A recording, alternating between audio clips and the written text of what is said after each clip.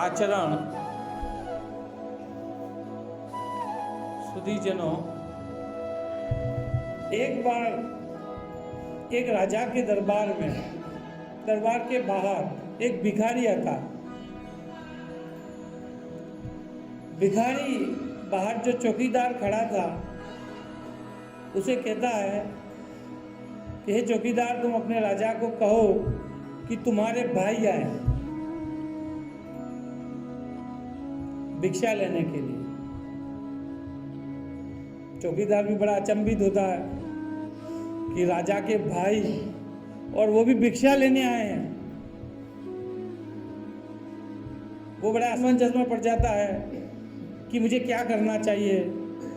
लेकिन फिर भी वो जब भिखारी फिर उसे कहता है कि तुम राजा को जाके कहो कि तुम्हारे भाई आए हैं भिक्षा लेने,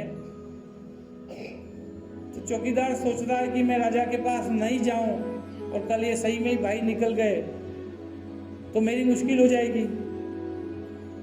ये भाई नहीं हुए, भाई ये कह दूंगा तो भी मुझे मुश्किल लग रही है।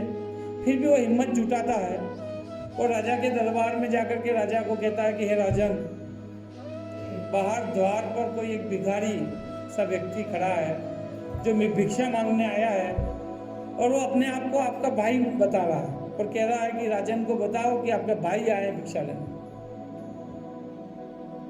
राजन भी सोच में पड़ जाते हैं, उसे कहते हैं कि इसको अंदर आने दो। वह व्यक्ति राज दरबार में जाता है और राज दरबार में जाकर के कहता है कि हे भाई,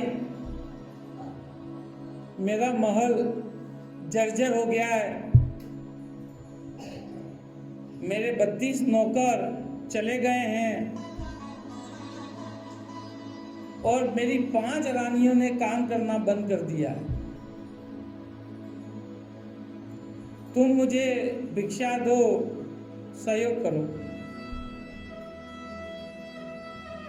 राजा कुछ देर सोचते हैं,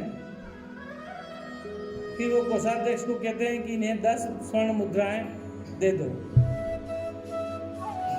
राजकोष से 10 स्वर्ण मुद्राएं ला करके उसे दे दी जाती हैं। तो वो व्यक्ति फिर राजन को कहता है कि हे राजन, मेरी परिस्थितियां सही नहीं है, मैं जहां जाता हूं वहां अकाल पड़ जाता है। मैं समुद्र में पैर रखूं तो वहां भी पानी सूख जाता है, इसलिए ये तुम्हारा जो सहयोग है वो मेरे लिए पूरा नहीं है। तब राजा सोचते हैं और कोषाध्यक्ष को कहते हैं कि 1000 स्वर्ण मुद्राएं दे दी जाएं। 1000 स्वर्ण मुद्राएं दे दी जाती हैं और वो व्यक्ति वहां से वापस चला जाता है। तो जब चलने का आतुर होता है तो वहां के सारे दरबारी बड़ा आश्चर्य करते हैं।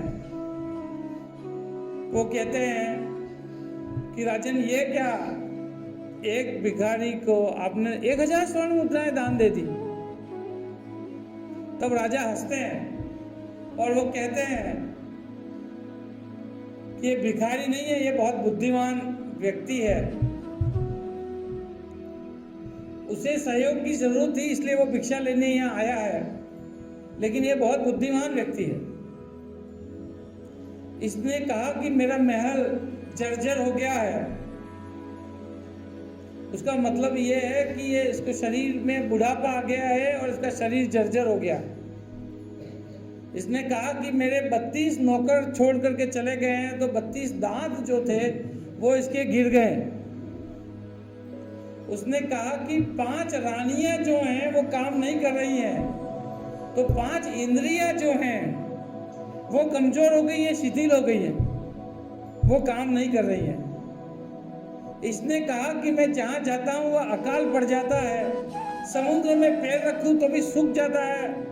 तो इसने मुझे ताना दिया कि मैं से राज दरबार में आया हूं जहां अथाह धन दौलत है, वहां भी अकाल पड़ गया है, मुझे सिर्फ 10 स्वर्ण मुद्राएं दी जा रही है। तो ये बहुत बुद्धिमान आदमी है, इसीलिए मैंने 1000 स्वर्ण मुद्राएं दी।